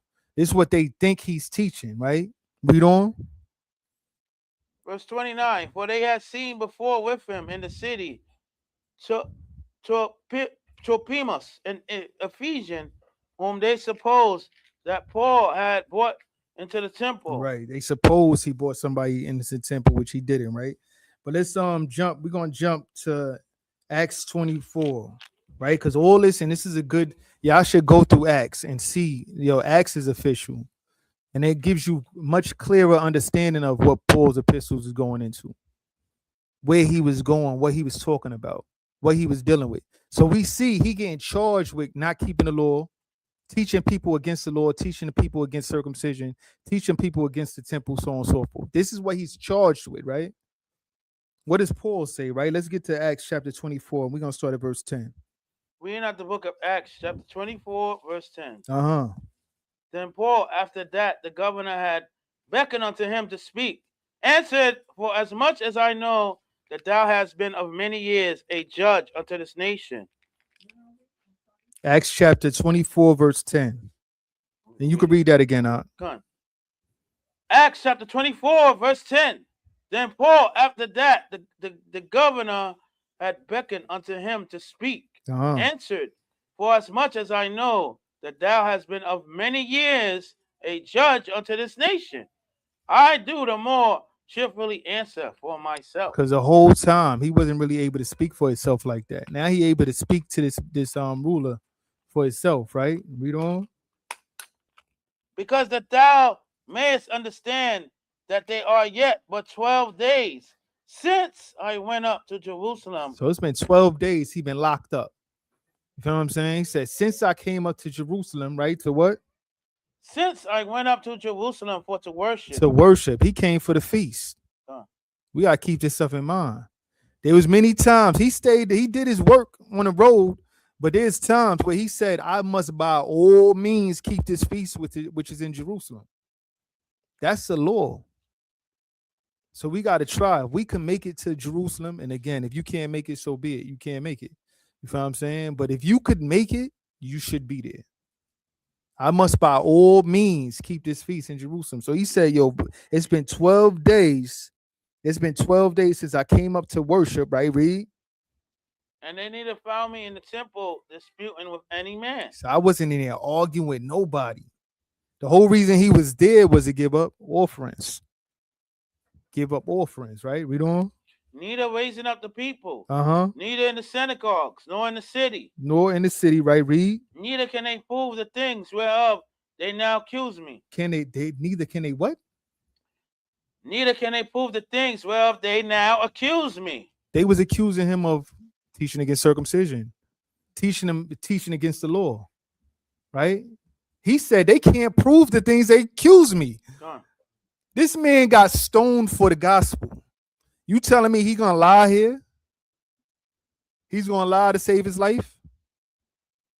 Not at all. This man went through all type of hell. He was thrown in prison. All type of stuff happened to Paul for this gospel. He got right up and kept on doing the work. You know he not lying here. If he was teaching against that, he should stand strong on that. Yo, I was doing that. You feel what I'm saying? But let's keep on. Verse 14. But this I confess unto thee, that after the way which they call heresy, so worship I be the power of my Father. He says, the way they call heresy, so worship I the power of my Father. What? Believing all things. Believing all things that are written. Right? Read. Which are written in the law and in the prophets. Which is written in the law and in the prophets. He believed all things written in the law and prophets. Right? We're gonna grab something that's written in the law and prophets real soon, right? But we're gonna jump down, right? Jump down to chapter 25. Reading out the book of Acts, chapter 24, And verse 25. Chapter 25. We're gonna start at verse 8. Sorry. Reading out the book of Acts, chapter 25, verse 8. Still Paul speaking on the situation, right? Read. While he answered for himself, neither against the law of the Jews. Neither against the law of the Jews, right? Read. Neither against the temple. Uh-huh. Nor yet against Caesar have I offended anything at all. I didn't go against not one of those things. I didn't offend nothing. Right? I'm here for no reason. They're lying on me. Right? Read. But Festus, willing to do the Jews a pleasure, answered Paul and said, Wilt thou go up to Jerusalem, and there be judged of these things before me? Uh-huh. Then said Paul, I stand at Caesar's judgment seat. I stand at Caesar's judgment seat. He didn't want to go to Jerusalem. What he says, why? Why does he say? Because this is powerful right here. Right? Read. Where I ought to be judged. Where I ought to be judged. Right? Read. To the Jews have I done no wrong. To the Jews I have done no wrong. He said, I ain't teaching against no laws. Right? To the Jews I've done no wrong. Right? Read. As thou very well knowest. As thou very well knowest. Read. For if I be an offender or have committed anything worthy of death, I refuse not to die. If I did do this, I refuse not to die. Y'all could take my life right now. I refuse not to die, right? But what? But if there be none of these things thereof, these accuse me, no man may deliver me unto No man may deliver me unto them. I appeal unto Caesar. Nobody is going to deliver me unto them because I didn't do what they saying I'm doing. Right? This is what was the issue with a lot of Paul's letters. They misunderstood his letters. You feel what I'm saying? We're going to grab one more thing too, because we know that the Most High's word stands strong. We take that before anything else. Right? Let's get Ezekiel. Future prophecy. Ezekiel chapter 44. Ezekiel chapter 44. Now, everybody, if you don't know, when you read in Ezekiel from chapter 40 all the way to the end, is dealing with the kingdom. Right? So go back and read that, right? So we're gonna go to Ezekiel chapter 44. And we're gonna read, let's start at verse 6. Reading out the book of Ezekiel, chapter 44, verse 6. And thou shalt say to the rebellious, even to the house of Israel, thus say the Most High, thy power, O ye house of Israel, let it suffice you. Let it suffice you of all your abominations. Abomination, a filthy, wicked thing that the Most High hates, extreme disgust, an extreme disgust of the Most High, right? He said, let it suffice you of all your abominations. You are called us a rebellious house, right? Read on. In that ye have brought into my sanctuary strangers. He said, you brought into my sanctuary strangers. Read. Uncircumcised in heart and uncircumcised in flesh. A lot of people think that Paul is the first one that came up with the circumcision of the heart. First time you read about that is in the law of Moses. Moses talked about the circumcision of the heart. You know what I'm saying? If you don't know the Old Testament, you're not going to understand anything Paul says. Right? He says, the Most High is saying, this is an abomination that you have brought into his sanctuary, strangers uncircumcised in the heart and uncircumcised in flesh. That's an abomination to the Most High. And we know the Most High don't change. Right? Read.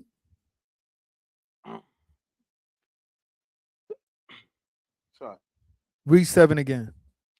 In that ye have brought into my sanctuary strangers uncircumcised in heart and uncircumcised in flesh, to be in my sanctuary to pollute it. Most High said that pollutes it, right? Read. Even my house, when ye offered my bread, the fat and the blood, right? And they have broken my covenant. This is breaking the covenant of the Most High, right? Read.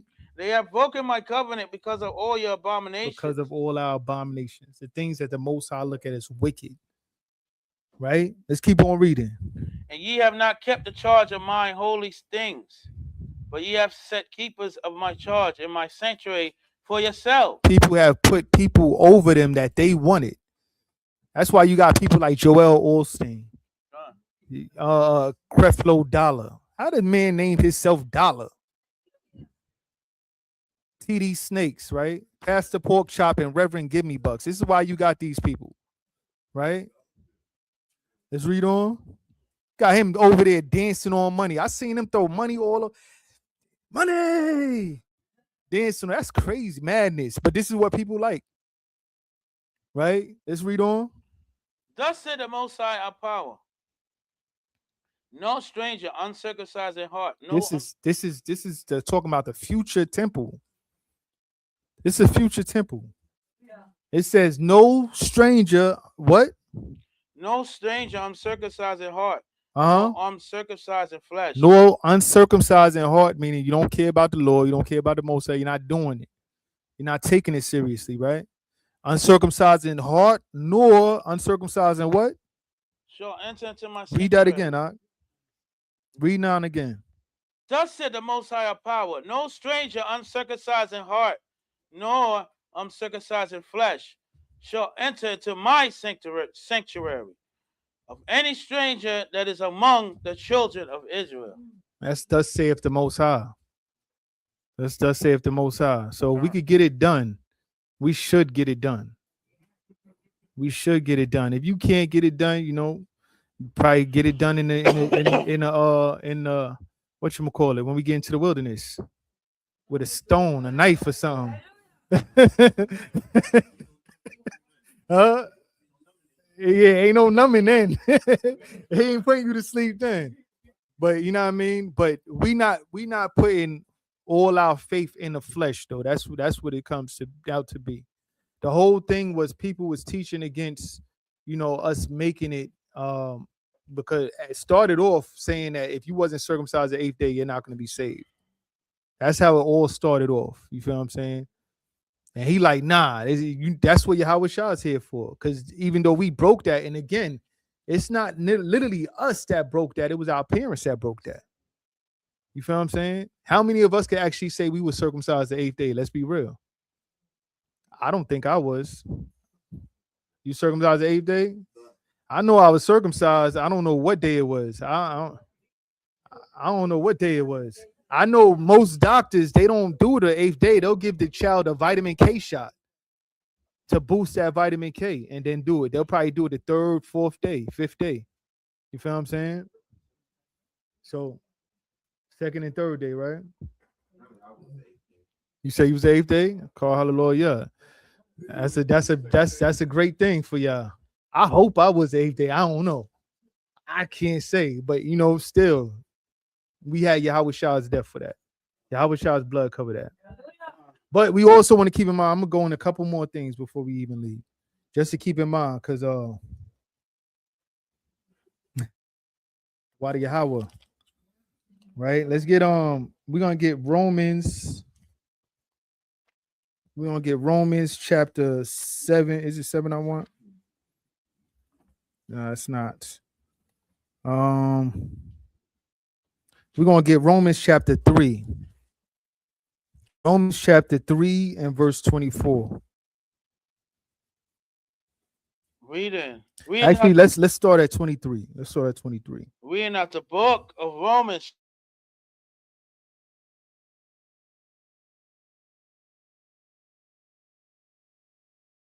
And come short of the glory of the Most High. We all got something on us that's worthy of death. We all came short of the glory of the Most High. This is why we need Yahweh Shah. We can't glory in the flesh. We can't do that. If you got something that you got on you that you were supposed to be put to death for, you cannot glory in the flesh. You feel what I'm saying? We need Yahweh Shah. Right? Let's read on. But being justified freely by his grace. We are justified freely by his grace. It's nothing we did to deserve this at all. It was just the Most High showing us mercy and said, come with me. You feel what I'm saying? That's why we here. Right? We got to give praise to the Most High for that. Right? Let's read on. Being justified freely by his grace through the redemption that is in Hamashiach Yahushua. Right? Read. Whom the Most High has set forth to be a propitiation. Propitiation. A propitiation means to be something that it appeases a God. Something that appeases a God. So his sacrifice was to please the Most High, basically. Right? He set him off to be a pure sacrifice to please the Most High. Right? Read. Read on. Read 25 again. Huh? Whom the Most High set forth to be a propitiation through faith in his blood, to declare his righteousness for the remissions of sins that are past. Sins that are past. That are past. We got to keep this in mind. Christians try to use Christ's blood as a continual sin. They could do whatever they want, and his blood keep covering them. No, his blood covers sins past. All the stuff you did in the past, that's what it covers and brings us to the Most High. After that, it's over for you. You better make sure you keep on doing right, because everything else is on your rap sheet. You just got a presidential pardon. You better not start getting locked up again. Basically, you feel what I'm saying? If that's making sense to everybody, right? Let's keep on reading. To the forbearance of my power. Was through the forbearance of the Most High. And let's grab Hebrews chapter 10. Hebrews chapter 10, we're going to start at verse 26.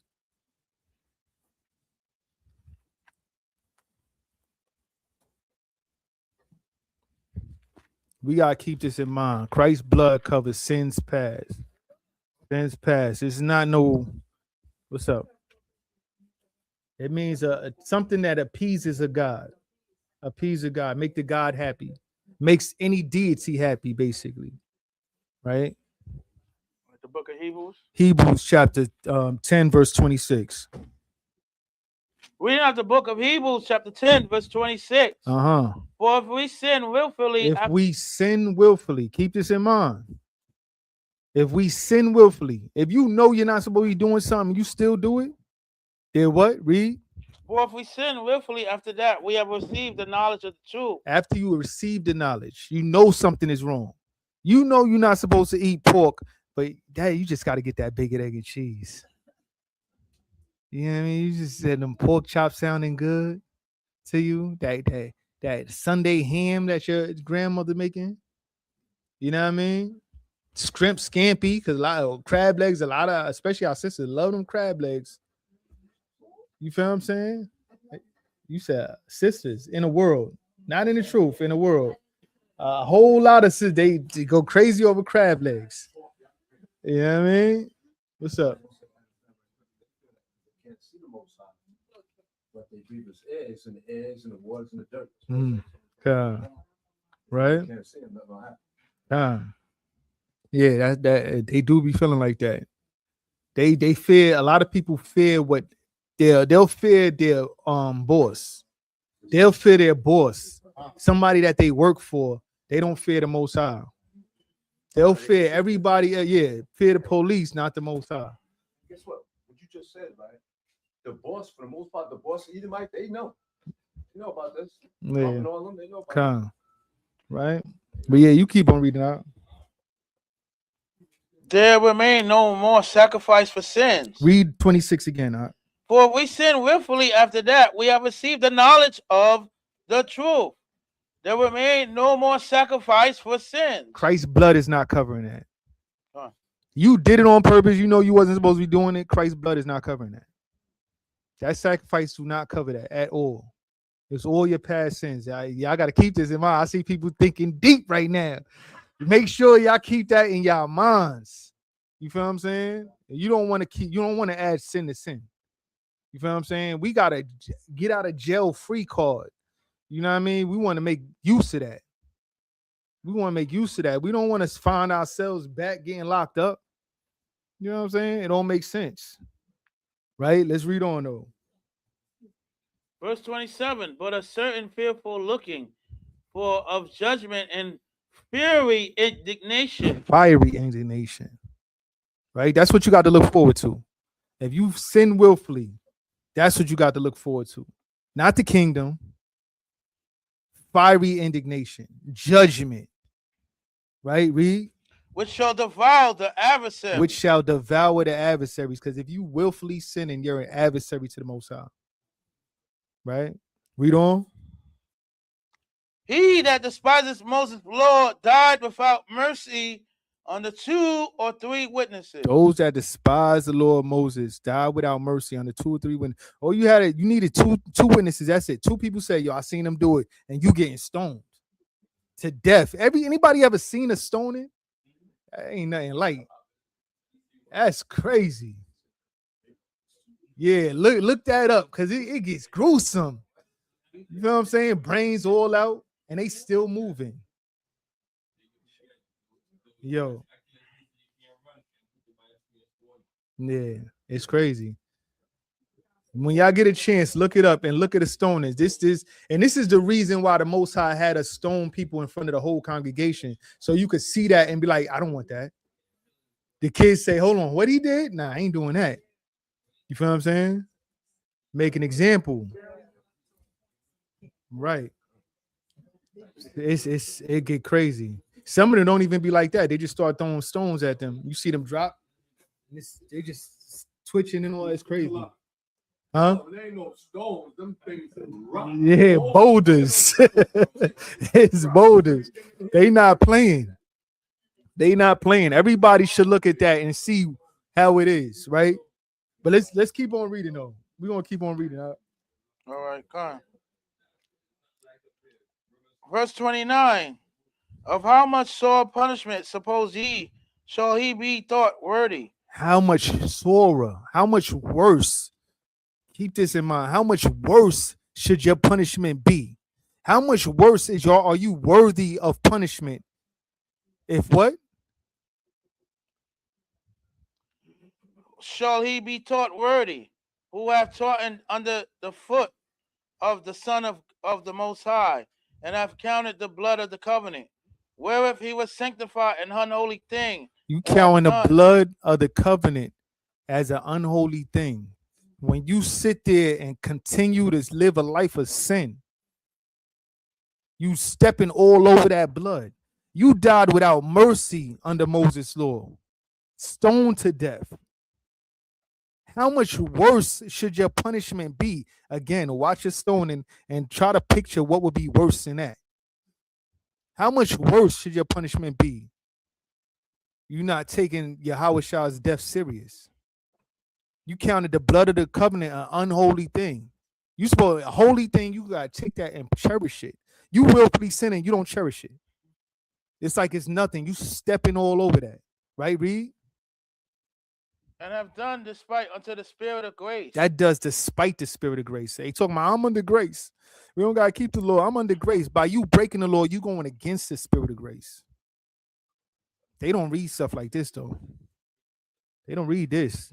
It's not in their Bible. I don't know what they reading.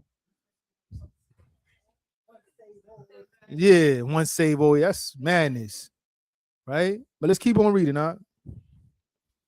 For we know him that have said, vengeance belongeth unto me. I will recompense, saith the Most High. Right, And again, the Most High shall judge his people. right.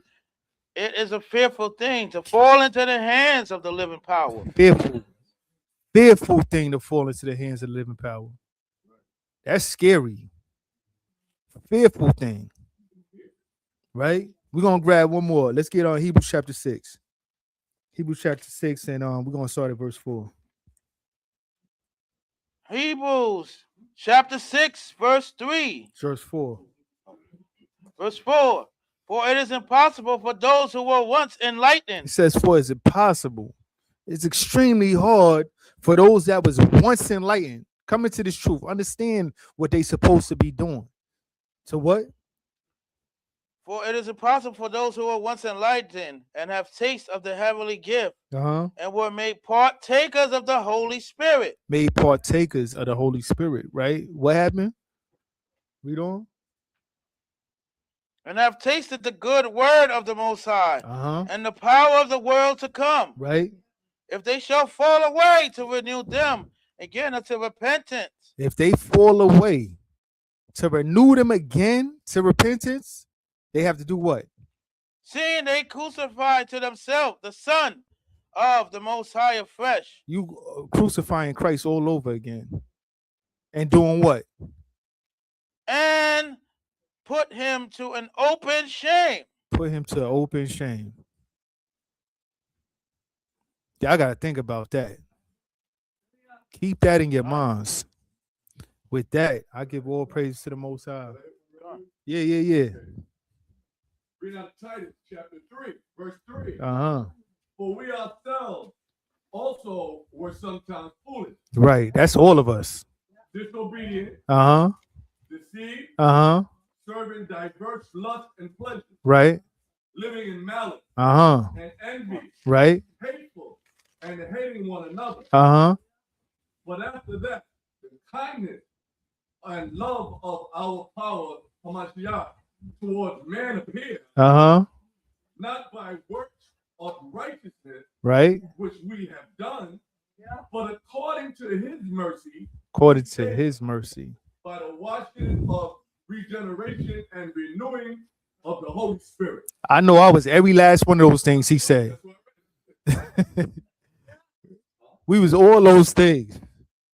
Wicked. You feel what I'm saying? But not because of what we did, the Most High showed mercy on us and sent his son. We didn't do nothing to deserve that. That's the beauty about it. Why would we take advantage of that and step all over that blood? Somebody show you that much love. You know what I'm saying?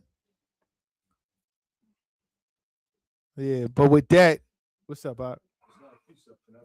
Yeah, go ahead. Go ahead. in the book of Galatians chapter 2, verse 20. Uh-huh. I am crucified with Christ Hamashiach. Uh-huh. Nevertheless, I live. Right. Yet not I, but Hamashiach living in me. Uh-huh. Now the life which I live in the flesh, Uh-huh. I live by the faith of the Son of Yahweh, Right. omnipotent power, who loved me and gave himself for me. Right. So we gotta get rid of that old man, that old life, Come and become a new creature. We supposed to die right along with Yahweh Shah and become a new creature, fresh, and stay pure after that.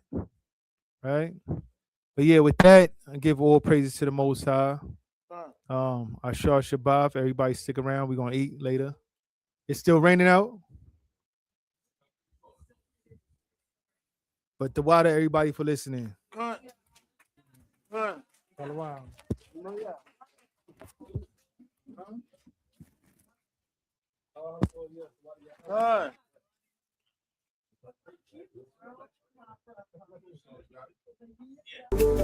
Yeah.